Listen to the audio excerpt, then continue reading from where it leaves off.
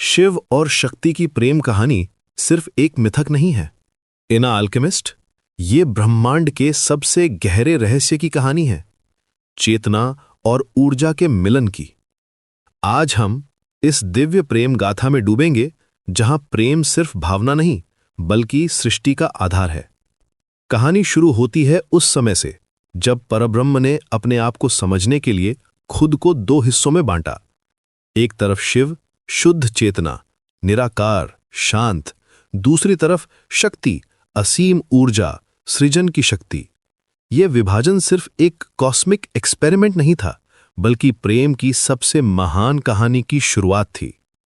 शक्ति ने मानव रूप लिया, राजा दक्ष और रानी प्रसूति की बेटी सती के रूप में। दक्ष, जो ब्रह्मा के मानस पुत्र थे और प्रजापति कहलाते थे, उन्हें शिव से गहरी नफरत थी।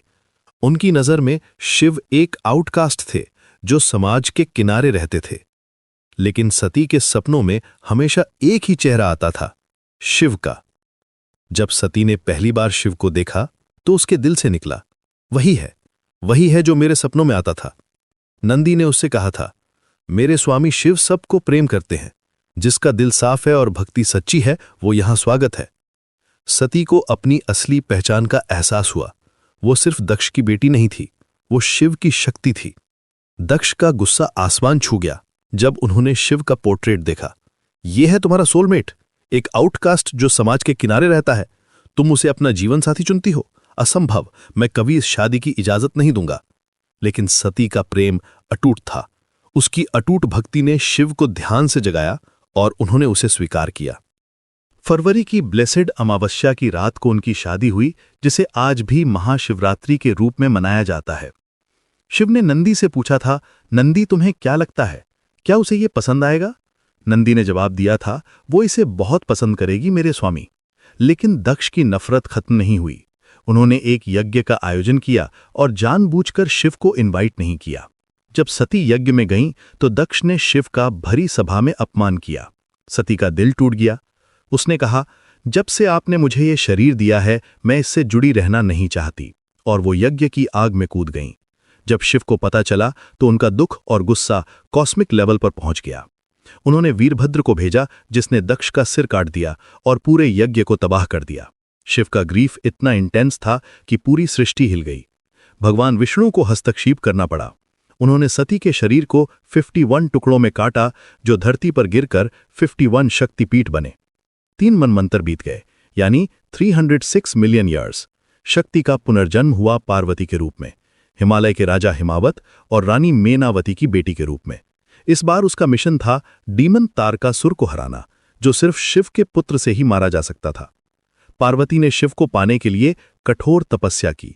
जब शिव ने उसे रिजेक्ट किया और कहा, हे देवी, मैं आपकी भक्ति का सम्मान करता हूं, लेकिन मैं एक सन्यासी हूं, मेरे पास वर्ल्डली अटैचमेंट्स के लिए कोई जगह नहीं है, तो नारद ने उसे सलाह दी, निराश मत हो पार्वती, अगर प्रेम से नहीं तो भक्ति से जरूर जीत सकती हो।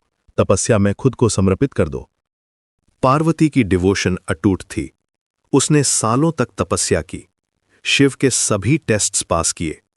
आखिरकार शिव का दिल पिघला। उन्होंने कहा, पार्वती, तुम्हारे प्रेम ने इल्यूजन और डाउट के बंधनों को तोड़ दिया है। तुम वास्तव में मेरी शक्ति हो, मेरे पास वापस आई हो। जब शिव ने पार्वती से कहा, क्या तुम ऐसे रूप में आओगी जिसे मेरे माता पिता और लोग स्वीकार कर सकें और सेलिब्रेट कर सकें, तो पार्वती मुस्कुराई।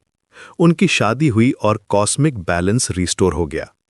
ये कहानी सिखाती है कि सच्चा प्रेम सिर्फ इमोशन नहीं है, ये कॉन्शियसनेस और एनर्जी का मिलन है। शिव और शक्ति का यूनियन दिखाता है कि मैस्कुलिन और फेमिनिन एनर्जीज कैसे बैलेंस करती हैं। जब ये दोनों शक्तियां मिलती हैं तो सृष्टि का हार्मनी रिस्टोर होता है।